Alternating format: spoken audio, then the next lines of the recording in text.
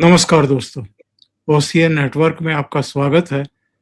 मैं हूँ ओमकार चौधरी और मेरे साथ जुड़ गए हैं कलकत्ता से धीरेन्द्र पुंडीर। धीरेन्द्र जी, बहुत स्वागत है। नमस्कार। सर नमस्कार। धीरेन्द्र जी, आज तो कयामत की रात है।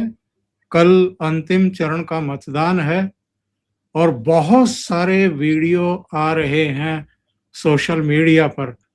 लाठियां भांजी जा रही है, किसी के कपड़े फट रहे हैं, किसी को उठाया जा रहा है और किसी को घसीट करके अंदर डाला जा रहा है गाड़ी में। यानी बड़े पैमाने पर जो गुंडे बदमाश हैं, जिनसे आशंका है या जो धमकाते हुए मिले हैं लोगों को, उनके खिलाफ बहुत कड़ी कार्रवाई हो रही है।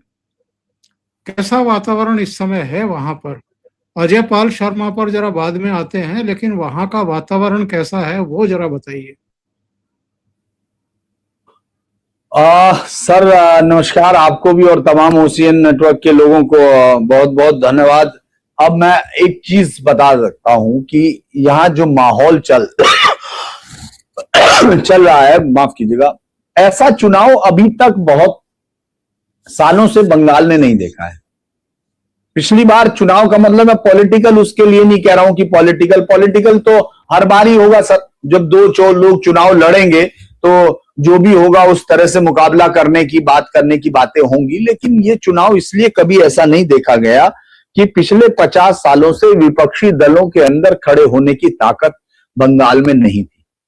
बंगाल एक ऐसे सिस्टम के साथ काम कर रहा था जहां विपक्ष की आवाज सिर्फ इसलिए रहती है क्योंकि ये हिंदुस्तान है और अभी तक वो राज्य हिंदुस्तान को अपने मतलब उसमें आपको लगता है कि उसको चलाने के लिए उसके राजनीतिक तो ये कई बार कोशिश करते हैं कि ये साहब उनकी भाषाओं को अगर आप देखेंगे कि जैसे उनको ये एहसास हो जाता हो कि साहब वो बंगाल एक अलग एंटाइटी है, बंगाल एक पूरा वो सब चीजें, उसका इस देश से बहुत ज्यादा कुछ नहीं है लेना देना। या वो जरूर वो पुरानी कहानी सुनाएंगे आपको कि साहब यहाँ बंगाल वो है जिसने आजादी की लड़ाई दी, लेकिन बंगाल वो है जो 3 बार जहां 3 से ज्यादा बार हिंसाएं हुई हैं।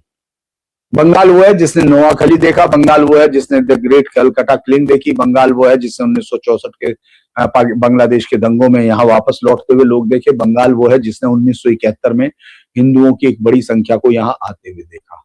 तो बंगाल वही है और उस बंगाल की कहानी आपको पूरे विपक्षियों की एक आवाज बंद करने की कहानी है। 1965-67 से वो दौर शुरू हो गया था यहाँ और संविध सरकारों के दौरान कोई निर्दलीय बना, कोई बंगाल कांग्रेस का नेता बन गया, इस तरह से मुख्यमंत्री वहां बदलते रहे उस दौरान। और उसके बाद से जो है वो हिंसा की कहानी, उसके बाद से बंगाल में राजनीतिक तौर पर कोई शांति की कहानी नहीं है। चाहे कितने भी मुख्यमंत्रियों को हम गिनते चले जाएं, प्रफुल्ल चंद्र सेन से लेके चाहे वो 93 दिन रहा निर्दलीय, पहला निर्दलीय जो मुख्यमंत्री बना इस देश में, वो होता है, या फिर अजय जीता जो बंगाल कांग्रेस के है, वो शायद कुछ 293 या कुछ 63 दिन इस तरह का एक वो कार्यकाल रहा। और फिर आपने देखा सिद्धार्थ शंकर रे पहुंचते और उसके बाद हिंसा का उतना ज्यादा होता है कि बंगाल में जो लेफ्ट है, जो पूरी दुनिया में सिर्फ हिंसा की राजनीति के अलावा जिसपे कहीं ह्यूमन वैल्यूज का कोई स्थान लेफ्ट की पॉलिटिक्स में नहीं होता, उसको भी यहाँ के लोगों ने चुन लिया। यानी इतनी भयानक हिंसा थी कि उस हिंसा से मुक्ति के लिए उन्होंने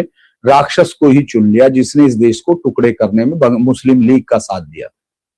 उसके बाद की कहानी सर विपक्ष के सिर्फ नामचीन होने की कहानी है। इसीलिए मैं ये कह रहा हूं इस बार कि बंगाल ने ऐसा चुनाव नहीं देखा होगा। बंगाल ने ऐसा चुनाव नहीं देखा होगा कि जहां मुख्यमंत्री का इलाका है वहां कोई विरोधी पार्टी, विपक्षी पार्टी के कार्यकर्ता सत्तारूढ़ मुख्यमंत्री की पार्टी के कार्यकर्ताओं से भिड़ सकते हैं। बंगाल ने ऐसा नहीं देखा कि कोई दूसरी विपक्षी पार्टी के झंडे 24 घंटे के बाद भी लगे रह सकते हैं क्या। बंगाल ने यह नहीं देखा बसीरहाट, टाकी, बारासात, इन सब इलाकों में जहां डेमोग्राफी बदल रही है, जहां बहुत तेजी से इस्लामिक कट्टरवाद जड़ जमा रहा है, जो इस देश को शरिया आधारित बनाना चाहता है, दंगे वंगे सब हमने सब देखे हैं, उसका कोई वो नहीं। लेकिन उन जगहों पर भी बीजेपी के कैंडिडेट न केवल प्रचार कर रहे हैं, बाकायदा झंडे हैं, रामनवमी के जुलूस हैं, सब चीजें हैं, ये बंगाल ने नहीं देखा है। तो बंगाल का जो माहौल है ये बदला हुआ माहौल है। बंगाल कभी नहीं देख रहा था कि ममता बनर्जी के घर के सामने ममता बनर्जी खड़ी होकर मंच पर एक सभा को संबोधित करें, लोगों से वोट मांगे, क्योंकि 1911 में उन्होंने वोट मांगे लेकिन 2-3 रैलियां की। उसके बाद उन्होंने 2016 में वहां से चुनाव लड़ा, 2011 में और 2016 में चुनाव लड़ा, और 2011 में भी उन्होंने उपचुनाव लड़ा था, उस समय चुनाव नहीं लड़ी थी, फिर इसके बाद 2016 का चुनाव लड़ा वो भवानी नगर में, और उन्होंने एक भी बार रैली वैली की जरूरत महसूस नहीं किया, हालांकि किया, लेकिन मैं कह रहा हूं कि उस तरह का माहौल नहीं, हाथ हिलाने से काम चल गया। 2021 में जब वो नंदीग्राम से चुनाव हार के आई थी तो उसके बाद उनको कुछ करने की जरूरत नहीं थी। यहाँ इस राज्य में उपचुनाव जो है, उपचुनाव पूरे देश में ही ऐसे होते हैं, सत्तारूढ़ पार्टी के लिए जीते जाते हैं, लेकिन यहाँ तो उपचुनाव इस बात का उत्सव होता है कि कौन कितनी वोटें डाल सकता है, जब तक उसका हाथ ना थक जाए उंगली के बटन दबाते दबाते, तब तक उसको चबाने की स्वतंत्रता होती है सत्तारूढ़ पार्टी को। तो उस तरह से भी वो 58,000 से जीती थी। आज वहां उनको 21 तारीख से लगातार, जिस दिन चुनाव प्रचार 27 की शाम को हो रहा था, वो रोड मार्च कर रही थी, और 21 के बाद से उन्होंने शुरू कर दिया था, रैलियां कर रही थी, रोड मार्च कर रही थी, लोगों से मिल रही थी। इस तरह का चुनाव लोगों ने नहीं देखा है। इसके अलावा जिन कमीजों की आप बात कर रहे हैं, उन जगह पर वही पुलिस वाला लाठी चला दे, ये बात तो समझी नहीं गई, क्योंकि पुलिस यहाँ लेफ्ट के सिस्टम के मुताबिक चलती थी कि जो पार्टी का कार्यालय होता था, जो पार्टी का दफ्तर होता था, इंस्पेक्टर ओसी को वहां से अनुमति लेनी होती है कि साहब हम ये एफआईआर कर दें या ना करें, या उसके खिलाफ एफआईआर करनी है चूंकि वो उस पार्टी में शामिल नहीं है, उसके साथ ये करना है। ये इसी मॉडल पर चल रहा था, तो इसीलिए उनको कभी ये लगा ही नहीं कि साहब हमको चुनाव कराना है। उनको ये करना है कि जो चुनाव कर रहे जो विपक्षी है उनको हराना है। ये पार्टी यहाँ सरकार हो चुकी है और सरकार ही यहाँ पार्टी है। हो सकता है, मुझे नहीं मालूम कि चुनाव के रिजल्ट क्या हो, हम लोगों को लग रहा है कि बीजेपी बहुत अच्छा करते हुए दिख रही है, राज्य की सत्ता की तरफ बढ़ती हुई जा रही है, लेकिन मैं ये कह रहा हूं कि उस सब के बावजूद आप उस ढांचे को एकदम तोड़ते हुए नहीं देख रहे हैं, आपको दिख रहा है। लेकिन इस बार वही जब लाठी बजा रहा है पुलिस वाला, जब वही उसको गिरफ्तार करके ला रहा है उसके पार्षद को, तो उसको समझ में नहीं आ रहा टीएमसी के आदमी को, यार ये हो क्या रहा है। उन वोटर्स को समझ में नहीं आ रहा जो कह रहे कि यहाँ कोई दूसरा, वो पकड़ के पीटते थे। मतलब जो विपक्षी कैंडिडेट होता था उसकी पिटाई होती थी, वो छुप छुप के बेचारा अपना प्रचार करता था, उसको मिलना मुश्किल होता था। पिछली बार ही विधाननगर कॉन्स्टिट्यूंसी पे जो है उसके विधायक, वो जो बीजेपी का कैंडिडेट था, उसको उस दिन खुद मारा उसने, जो उम्मीदवार जो जीता हुआ। फिर उसके बाद वो बेचारा टीएमसी में चला गया, इतना पीटा बीजेपी का कैंडिडेट कि इस बार टीएमसी से लड़ने लगा। उसने सोचा हम भी पीटेंगे किसी को, लेकिन इस बार तो सब बराबर हो रहा। आप देख रहा कि जवाब भी हो रहा है, हमले हैं तो उसका भी जवाब देने की कोशिश की जा रही है। और शुभेंदु इधर पैरेलल रोड मार्च कर रहा था कल 4 से 5 तारीख शुभेंदु का रोड मार्च था, इधर से ममता जी का रोड मार्च था। तो लगातार जो है ये बदला हुआ बंगाल है जो चुनाव लड़ रहा है। कल योगी आदित्यनाथ जब राजरहाट गोपालपुर जो कॉन्स्टिट्यूंसी है जहां बीजेपी के जीतने की संभावनाएं बहुत कमजोर इसलिए होती है क्योंकि राजरहाट की तरफ पूरी तरह से जो है मुस्लिम जितना एरिया है, वो तो आप सबको मालूम है कि बीजेपी के खिलाफ उसको वोट देना, चाहे आप उसको जो चाहे कर दीजिए, तो वो वहां से मुश्किल हालात उनकी डेमोग्राफी की वजह से। आप ये सोचिए कि हम एक ऐसे देश में हैं जो डिवीजन के बाद जिसने इस्लामिक कट्टरवादियों को, हत्यारों को ये एक देश दिया, उसके बावजूद भी उनके इलाकों में डर की वजह से आप वोट नहीं डाल सकते। आप अपने से हम अंदाज लगा लेते हैं। इस देश के पत्रकार, चाहे वो कोई भी हो, वो तमाम, चाहे वो जो रात दिन प्रधानमंत्री को गाली देते हैं, उन सब के नाम अगर जोड़ लें, उन सब को भी जोड़ लें, तो आप ये देखेंगे कि वो सब जैसे ही 50% कोई होता तो कहते हैं यहाँ तो जीत ही नहीं सकती दूसरी पार्टी। भाई ऐसा कैसे हो सकता है? क्यों? क्योंकि आप उस चीज को जानते हैं, पहचानते हैं, लेकिन आप झूठ और मक्कारी से उसको छिपाते हैं। तो जहां जहां मुसलमान यहाँ वोट है उन सीटों पे तो आप जीत नहीं सकते हैं। लेकिन आप जब योगी आदित्यनाथ की रैली देखते हैं तो आप, मैं देखता था कि आधे घंटे बाद तक वहां महिलाएं, बच्चियां, युवा सब नाच रहे। वो बुलडोजर का जो आगे का हिस्सा होता है बड़ा हुआ, उसमें खड़े होते हैं, वो बुलडोजर ऊपर जाता है, फोटो खिंचाते हैं, भीड़ तालियां बजाती है, फिर नीचे आता है, फिर दूसरे लोग बैठते हैं। ये वो लोग कर रहे हैं। ये बंगाल में चल रहा है, कोलकाता में हो रहा है, ये लोगों के लिए आश्चर्य है। तो ये इस समय सर माहौल है। मैं दर्शकों को जरा एक वीडियो दिखा देता हूं, फिर जरा इस सवाल पर आते हैं। ये उत्तर प्रदेश के आईपीएस हैं, अजय पाल शर्मा, एनकाउंटर स्पेशलिस्ट हैं, लेकिन पश्चिम बंगाल में ये ऑब्जर्वर बना करके भेजे गए हैं। और एक जहांगीर खान इनके प्रत्याशी, टीएमसी के नेता, उसके घर पहुंचे हैं और उनके कार्यकर्ताओं को किन शब्दों में चेतावनी दे रहे हैं, जरा सुन लीजिए, फिर धीरेन्द्र जी के पास जाते हैं। अच्छी तरह से समझ लें कि अगर किसी ने बदमाशी करी तो उनका कायदे से इलाज किया जाएगा। फिर अगर कहीं से खबर आ गई कि किसी ने कोई खुराफात करने की, किसी को परेशान करने की कोशिश की है, तो फिर उसकी खबर फिर अच्छे से लेंगे हम। ये जहांगीर के घर वाले भी खड़े हैं, उसको बता देना कायदे से। ये बार बार जो खबरें आ रही हैं कि उसको लोग धमका रहे हैं, तो फिर अच्छे से खबर लेंगे, फिर बाद में रोना पछताना मत। सीनियर आईपीएस हैं और सीधे उनकी मांद में घुस करके उनको चेतावनी देकर के आए हैं। ऐसे अनेक वीडियो हैं मेरे पास भी, धीरेन्द्र जी तो वहां साक्षात देख ही रहे हैं, जब दौड़ा दौड़ा करके टीएमसी के उन कार्यकर्ताओं को उठाया जा रहा है, गिरफ्तार किया जा रहा है, उनकी तुड़ाई की जा रही है, जिन्होंने सुरक्षा बलों पर हमला करने की कोशिश की और जिन्होंने अलग अलग क्षेत्रों में जाकर के लोगों को धमकाने की कोशिश की कि अंतिम चरण के मतदान में बूथ की तरफ जाकर के झांकना भी मत। आपने शुरू में ही कहा कि ये कल्पनातीत है, ऐसा कभी होता नहीं था कि टीएमसी के कार्यकर्ताओं की इस तरीके से कॉलर पकड़ करके धुनाई हुई हो या घरों से खींच करके उनको गिरफ्तार किया गया हो। ये आशंका व्यक्त की जा रही है धीरेन्द्र जी कि 142 सीटों पर जो अंतिम चरण का मतदान है, ये चूंकि ममता बनर्जी का गढ़ है, यहां से उसको मैक्सिमम सीटें आई थी, तो यहां वो जो एक कहावत है कि करता क्या ना मरता क्या ना करता, वो कोशिश करेंगी, उनके समर्थक कोशिश करेंगे। उसी की तैयारी है चुनाव आयोग की, पूरी तरीके से कमर कस लिया है उसने। देखिए, बड़ी इंटरेस्टिंग बात यह है कि ये अजय पाल शर्मा जो उत्तर प्रदेश में हैं, भाई बहुत सारे उत्तर प्रदेश ने बहुत सारे लोगों को हीरो बनाया, तो उसमें वो भी हैं। क्योंकि आपको याद होगा जब तो आप मेरे विचार से क्राइम के ही थे, जब अविनाश पांडे या क्या आशुतोष पांडे, शायद आशुतोष पांडे जो मुजफ्फरनगर में था, जो 74 एनकाउंटर, फिर नवनीत सिकेरा वो 72 एनकाउंटर, तो ये सब एनकाउंटर स्पेशलिस्ट उत्तर प्रदेश के लिए। मेरठ में एसएसपी ब्रिजलाल हुआ करते थे उस समय। हाँ, ब्रिजलाल, वो आपके समय में ब्रिजलाल हुआ करते थे, बहुत पहले डीजीपी रिटायर हुए। तो ये जो लोगों का एक वहां रहा, लेकिन बंगाल ने इस तरह का नहीं देखा। बंगाल ने क्यों नहीं देखा? क्योंकि बंगाल में मैंने जैसा दर्शकों को अभी बताया था कि बंगाल में पुलिस अधिकारी भी निर्देश लेते हैं सपा उसके जो टीएमसी का पार्षद है, टीएमसी का पार्टी कार्यालय है, उन सब से उनको निर्देश मिलते हैं कि क्या कार्रवाई करनी है, क्या नहीं करनी है, किसके खिलाफ करनी है, किसके नहीं। क्योंकि वो सैलरी सरकार से लेते हैं, लेकिन वो पार्टी के वर्कर ही होते हैं। और जो याद होगा पैट आईपीएस और ये सब लिखा उसने जब यहाँ आए महुआ मोहित्रा ने, तो मैं सोच रहा था कि ये गलत नहीं लिख रही है, क्योंकि इसको बंगाल की कल्चर का मालूम है कि वहां वो पैट्स ही होते हैं।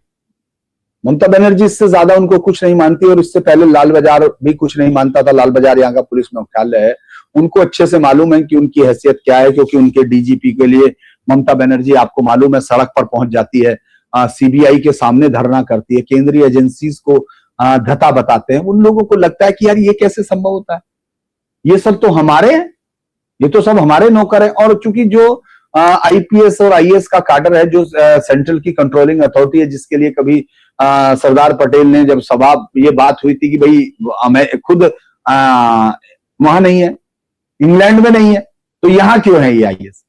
तो उन्होंने कहा था नहीं, ये इस देश का फ्रेमवर्क बना रहेगा, स्टील फ्रेमवर्क बना रहेगा, जब फेडरलिज्म और उसके बीच में रीजनल सेक्टर का होगा। लेकिन आपने देखा होगा कि रीजनल पार्टियों ने, ज्यादातर ने इस देश में ऐसा माहौल तैयार किया कि जो ज्यादातर लोग हैं ये जो राज्यों में है, जो खासतौर से रीजनल पार्टी हैं, वो उनके एजेंट की तरह बिहेव करते हैं। किसी को राज्यसभा भेजा जाता है, कोई चुनाव लड़ता है, और बीजेपी सरकार ने भी ऐसा नहीं किया, ऐसा किया। लेकिन ये जो बीमारी है, ये जब कैंसर में बदल जाती है, तो वो आपको बंगाल में दिखती है। इसीलिए महुआ मोहित्रा को ये समझ में ही नहीं आता कि ऐसा कैसे कह सकता है कोई पुलिस अधिकारी। ये तो समझ में आने वाली बात नहीं, क्योंकि उसको तो धमका सकता है वहां का पार्षद, वो आप देखेंगे जो पकड़ा गया है नारू नाम का जो पार्षद है, वो इंस्पेक्टर को कैसे धमका रहा था, उसको बाद में उठा के लाया गया।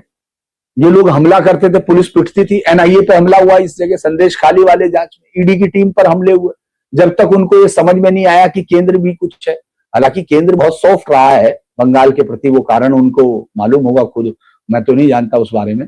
लेकिन यहाँ फील्ड में रह के भी, लोगों से सुन के भी मुझे यही लगा।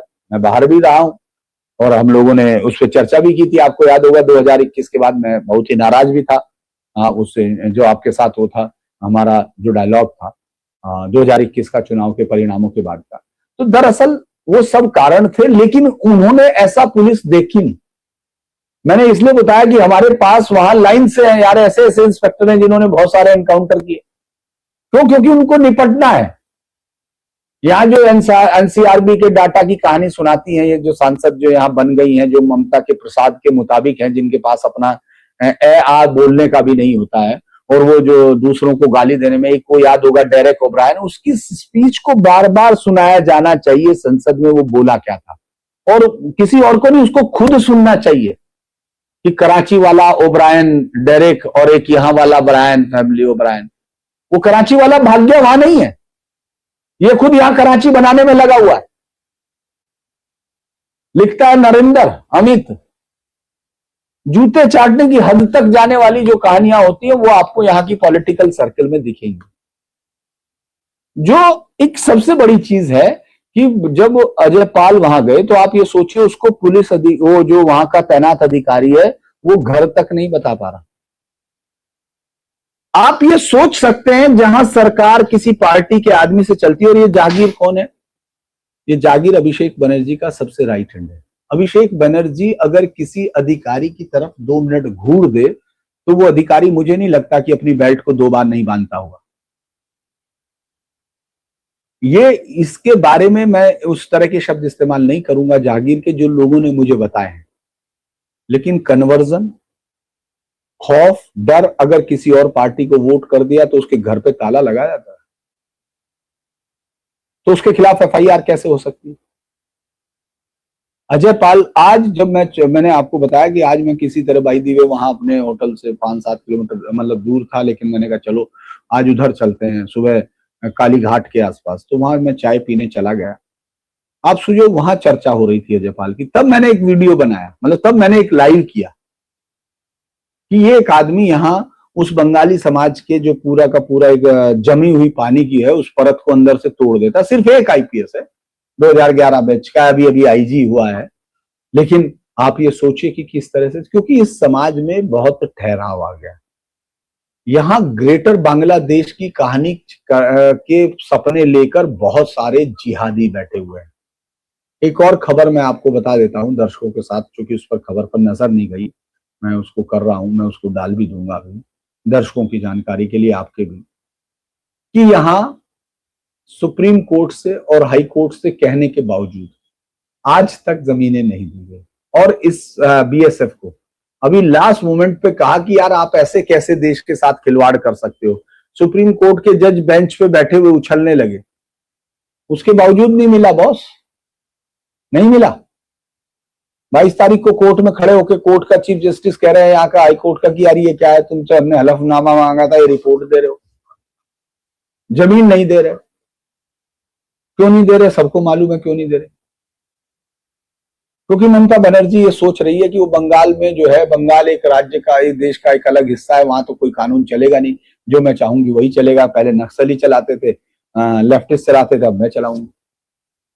ये एक पराकाष्ठा होती है वो राजनीतिक, और जो लोग बैठ के दिल्ली में सोचते हैं ना सर, मैं ये मुझे नहीं लगता कोई उत्तर प्रदेश का आदमी या कोई बिहार का, जिसको अंग्रेजी मीडिया ने सबसे ज्यादा बदनाम किया और हमने उनका देखा देखी, उनको विद्वान मान के शुरू किया, उन अंग्रेजी के मठाधीशों को जिनको बागपत में और बड़ौत का अंतर नहीं मालूम होता है, वो जो इस देश के लिए सारे नैरेटिव तय करते हैं, उन्होंने उनको हिंसा का, चुनावी हिंसा कहाँ होती है साहब? यूपी में होती है साहब।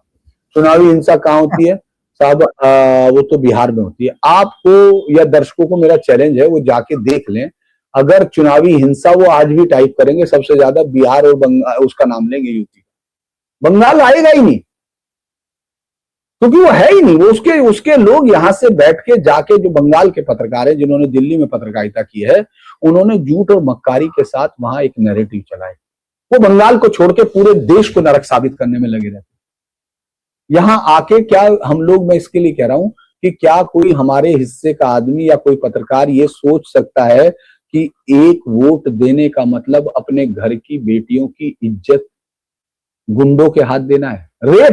रेप होगा ये सोचा जा सकता है सर? घर जलाए जा सकते हैं ये सोचा जा सकता है? जातीय हिंसा तो होती है हमारे यहाँ, हम ये एडमिट करते हैं कि भाई राजपूतों के बूथ पे होगा तो वहां वो दूसरों के वोट डालने से रोकेंगे या करेंगे, लेकिन वो बूथ तक रहता है। बाद में झगड़ा हो गया, पुलिस आती है, लाठी बजाती है, दोनों ठीक हो जाते हैं, बाद में रंजिश में एक आध मर्डर हो गया, ये भी मैं मान रहा हूं, ये एक्सट्रीम स्थिति है। लेकिन ऐसा कि रेप हो जाए, घर के घर जला दिए जाए, यहां होता है भाई। ये किताबों में नहीं आता है, ये कभी अखबार में नहीं आता है, क्योंकि वो तो बहुत अजय पाल शर्मा ने क्या गलत बात कही है? उसने कहा है कि अगर गड़बड़ी की जानकारी मिली तो छोड़ेंगे नहीं और बाद में रोना मत। उसने कोई एवं ही जाकर के तो किसी को धमकाया नहीं है। फिर ये अखिलेश यादव को चुरने क्यों लगे? इनका बयान आया कि पश्चिम बंगाल में भाजपा ने ऑब्जर्वर के नाम पर रामपुर व संभल में टेस्ट किए हुए अपने एजेंट भेजे हैं। एक तो मुझे इसी सेंटेंस पर आपत्ति है। भाजपा किसी को ऑब्जर्वर बना करके नहीं भेज सकती, चुनाव आयोग भेजता है। आगे लिखते हैं, लेकिन इनसे कुछ होने वाला नहीं है, दीदी हैं, दीदी रहेंगी। सही समय आने पर भाजपा और उनके संगी साथियों के इन जैसे एजेंटों की सारी आपराधिक करतूतों की गहरी जांच होगी और बेहद सख्त दंडात्मक कार्रवाई भी। ये सब अधिकारी के रूप में अनरजिस्टर्ड लोगों के अनरजिस्टर्ड अंडरग्राउंड सदस्य हैं। हम ना इन्हें भागने देंगे, ना भूमिगत होने देंगे। ये खोज के लाए जाएंगे, खोद के लाए जाएंगे और अपने कुकृत्यों के लिए कानूनी सजा भी पाएंगे। लोकतंत्र के अपराधी बख्शे नहीं जाएंगे। ये इन्होंने अपनी टांग क्यों घुसेड़ी है, और वो भी इस तरह के शब्दों के साथ? दरअसल एक तो मैं ये कहूंगा कि ममता बनर्जी के सबसे करीबी सहयोगियों में से एक है। अगर इंडी गठबंधन की बात की जाए तो अखिलेश हैं, पहले मुलायम थे। वो तो याद होगा जब राष्ट्रपति के लिए नाम के लिए हुआ था तो वो उनके घर पहुंच गए। एक मुझे याद नहीं आ रहा, शायद वो किसी प्रेसिडेंट के लिए वो तीनों पहुंचे थे। वो बाहर मिलने, हाँ मुलायम सिंह के भी घर आई थी, वो याद होगा। वो बाहर भी नहीं निकले थे, मुझे याद है किसी, शायद वो कोई एक वो था। तो लगातार है। और आपने देखा उनके यहाँ से जनरल सेक्रेटरी भी है सपा से, और उसको बहुत ताकत भी देती है ममता बनर्जी। उनको कई बार वो सीट भी देने की बात करती है, और वहां से चंदौली लोकसभा सीट समाजवादी पार्टी ने उनको दी थी लड़ने के लिए, उनके के पार्टी के कैंडिडेट के तौर पर। तो वो एक क्लोज रिलेशन है। लेकिन दूसरा ये है कि यहां से निकल के जो चुनाव होने जा रहा है, वो एक चीज और है। बंगाल का चुनाव कमोबेश जातिगत समीकरणों पे जाएंगे या जो मुसलमान वोट के लिए जाएंगे। दरअसल ममता बनर्जी मुसलमान वोट अगर आज उनका साथ छोड़ दें, तो मैं इस पे बल्कि अपनी सारी में पत्रकारिता भी छोड़ दूंगा। अगर ममता बनर्जी 200 तो बहुत दूर की बात है, 100 सीट तो बहुत दूर की बात है, वो 50 सीट पर भी पहुंच पाए, उनको कोई वोट नहीं देगा। और अखिलेश के साथ अगर मुसलमान वोट हट जाए तो समाजवादी पार्टी कितनी सीटें ले पाएगी सबको मालूम। तो ये जो है समानुभूति है, ये सहानुभूति नहीं है, समानुभूति है। और जिस तरह की डेस्पोटिज्म है, क्योंकि ये परिवार से चली हुई राजनीति के हिस्से हैं, इनका अपना कोई योगदान नहीं है, जातिगत आधार पर बनी हुई पार्टियां हैं, जातीय विषम। वो देखिएगा आप, अगर आप जैसे मैं कहूं कि अगर वो सिर्फ अगर उनके गैर यादव वोट गिन लिए जाएंगे और गैर मुस्लिम वोट गिन लिए जाएंगे तो उनको पता चल जाएगा। ये धमकियां हैं, अगर आपने नोट किया होगा, खोज के लाए जाएंगे, ये धमकियां हैं। इनको अफसोस है कि इन्होंने जितनी लूट की, जितना ज्यादा इन्होंने दंगों में कुछ किया, सब चीजें हुई, रेप हुए। वो याद होगा मुजफ्फरनगर के दंगे, याद होंगे कि उनको वहीं से छोड़ दिया गया, हत्यारों को थाने से, उनको गिरफ्तार नहीं किया गया। और आपने एक रैली की अनुमति नहीं दी थी जो वहां हो रही थी जानसठ के सामने, जो तमाम लोग करना चाह रहे थे जिनके समाज के बच्चे मरे, और आपने खाला पार में जाके डीएम और एसपी ज्ञापन ले रहे थे, एसएसपी। तो इनको लगता है कि इसके बावजूद हमने कम किया, जैसे ममता बनर्जी ने किया कि डीजीपी को भेज दिया, वो डीजीपी यहां बैठ के जिसके लिए वो रुकी उसको राज्यसभा में भेज दिया, वकील को राज्यसभा में भेज दिया, फला को राज्यसभा, उस तरह से थोड़ा गड़बड़ रहेगी। इन्होंने जो सिर्फ कपिल सिब्बल को भेजा, वैसे तो बहुत सारे लोगों को इन्होंने कोशिश की, लेकिन आप जानते हैं कि नहीं हो पाए ऐसे, तो उनका दुख है। मैं जो कह रहा ना कि वो पैठ जो उसने लिखा था महुआ मोहतरा ने, मुझे बड़ा शौक लगा था कि भाई ये कैसे किसी को ये लिखा जा सकता है कि आईएएस पैठ हो, आईपीएस हो सकता है, वो लोग करप्ट होंगे, जो भी होंगे, सब जिसके साथ होंगे सबॉर्डिनेशन, लेकिन ये शब्द यही मिलता है। बहुत सारे शब्द यहाँ की राजनीति के हैं, तो उनको भी ये समझ में नहीं आ रहा, इसीलिए जो बेचारे आई बाई साइज आ रहे हैं, इसमें भी कोई नहीं, इनको समझ में नहीं आ रहा ऐसे कैसे हो सकता है। ममता बनर्जी से तो मोदी भी डरता है, ममता बनर्जी से तो अमित शाह भी डरता है, तो फिर ये कौन है यार। दरअसल वो आप ये सोचिए, वो जाके सिर्फ ये पूछ रहा है कि यार ये जागीर के पास आपके 10 वो है सैंक्शन है वाई श्रेणी के, तो ये 14 कैसे हो गए। उसने एक मेल भेज दिया, उसने एक नोटिस थमा दिया कि भाई भेजिए, बताइए एसपी को, कहा कि कहां से आए। तो ये जलन है, क्योंकि आप ये समझ रहे हैं सर, देखिए इस चुनाव का चुनाव परिणाम कुछ भी हो सकता है, मैं ये कह रहा हूं, मैं मान लेता हूं, लेकिन मैं ये बता रहा हूं कि अगली बार का चुनाव परिणाम कम से कम ये नहीं हो सकता, किसी कीमत पर सीपीएम का नहीं आ सकता, टीएमसी का नहीं आ सकता, क्योंकि लोगों के अंदर डर टूट गया है। डर का टूटना बड़ी चीज होती है सर, वोटों का टूटना बड़ी चीज नहीं होती, डर का। एक अनोखी घटना हुई है सर, मैंने तो कभी नहीं सुना कि सत्तारूढ़ दल की सांसद की कार पर किसी ने अटैक किया हो। मिताली की कार पर जो कुछ हुआ है वो वाकई हुआ है या वो खुद का ही करा धरा है। दरअसल उसमें बड़ा इंटरेस्टिंग है, शुरू में यही मैसेज आया कि साहब बीजेपी के है, और मैं उसके शब्द पढ़ देता हूं, चूंकि आपके दर्शकों के लिए सर मैं यहाँ बैठा था और अभी मेरे पास, मैं बाहर निकल के, मैंने कहा था आपसे मैं बात बाहर से ही करूंगा, लेकिन मैं थोड़ा सा आज का सभी लोगों ने जो भी लोग थे हमारे दोस्त, सब ने कहा कि नहीं आप यहाँ से दे दीजिए, तो मुझे लगा कि बाहर निकलूंगा तो फंस जाऊंगा, लेकिन मैं एक बस आपके लिए पढ़ना चाहता हूँ, दर्शकों के लिए।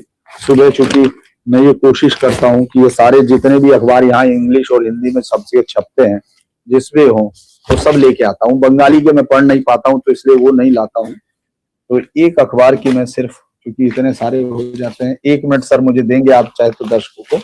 1 मिनट, हाँ मिल गया है, मैं दर्शकों को पढ़ देता हूँ।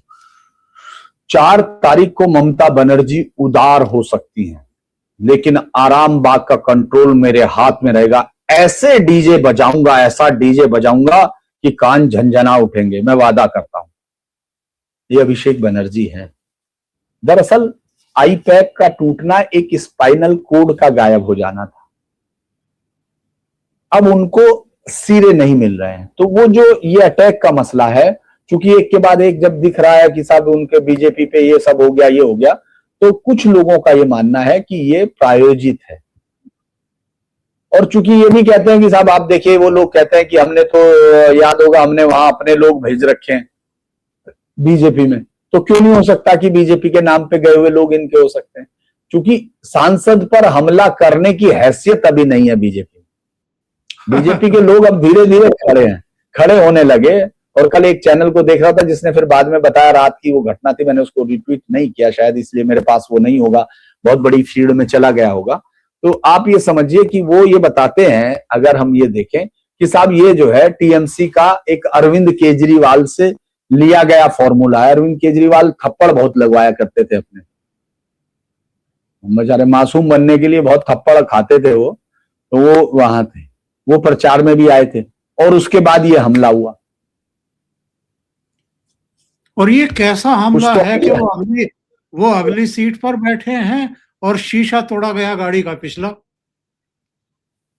अब मैंने आपको बताया कि सर उसको लेकर बहुत सारी चीजें हैं जो हम उस पे कर सकते हैं, लेकिन ठीक है, लोगों को लग रहा है कि ठीक है, ये भी ठीक है, लोग अब इस समय है तो एक हिंसा, मतलब मैं किसी से कल मेरे दोस्त के साथ बैठा था तो मैं उससे पूछ रहा था कि क्या होता अगर 2021 की तरह चुनाव होता, आज के दिन क्या होता जिस दिन चुनाव प्रचार थम रहा था। तो उसने कहा कि यहाँ जहां आप बैठे तो आप यहाँ नहीं बैठे होते, ये जो शादी के लिए उस समय ढोल बज रहे थे उसमें, कहने ये शादी के ढोल नहीं बज रहे होते, कर्फ्यू जैसा हाल होता, और जो वहां 100 मिले हैं बम वो यहाँ बज रहे होते, अलग अलग आवाज आ रही। मैंने कहा किसी के घर, कह रहा नहीं वो बजते रहते, जो इस बात का ऐलान था कि तुम्हारे लिए मैसेज आ गया है।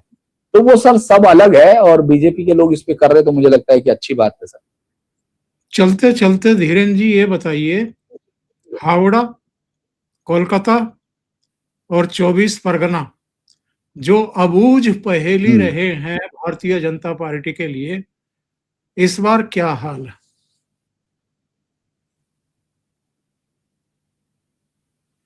जी मुझे लगता है कि कोलकाता में 5 से 6 सीटों को बीजेपी अपना मान के चल रही है। SIR का बहुत ही अच्छा एक वो था, मुझे लगता है कि हम लोग ज्यादा बड़ा नहीं करें तो भी कुछ चीजें ऐसी थी जो मुझे लगता है कि आपके साथ दूसरे उसमें बैठेंगे तो मैं आपको वो सारा डाटा भी, क्योंकि दर्शकों को सिर्फ बातचीत ही नहीं होनी चाहिए, दर्शकों के पास डाटा भी जाना चाहिए। दरअसल मैं कुछ बस थोड़ा सा बता देता हूं आपको।